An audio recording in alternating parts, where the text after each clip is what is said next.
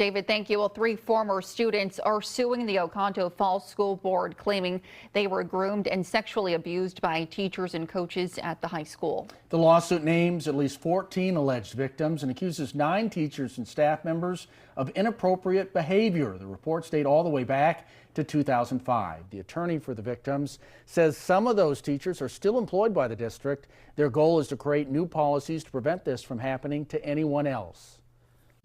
20 years, folks, that children sat in these classrooms, trusted the adults around them, and were failed by every single person in a position to protect them while at that school.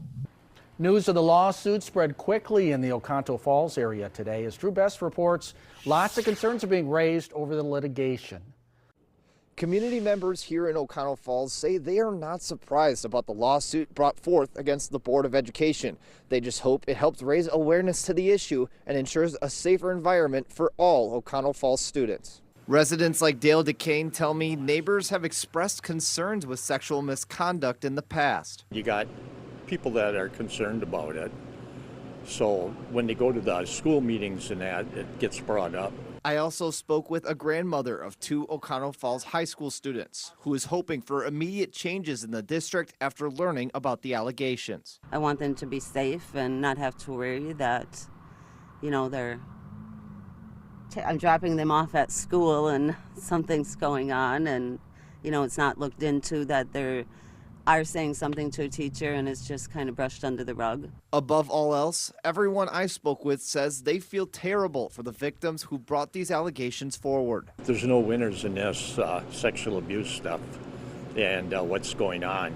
And I think it should be brought forth so that people realize what's going on, so the public can get aware of it and take care of it.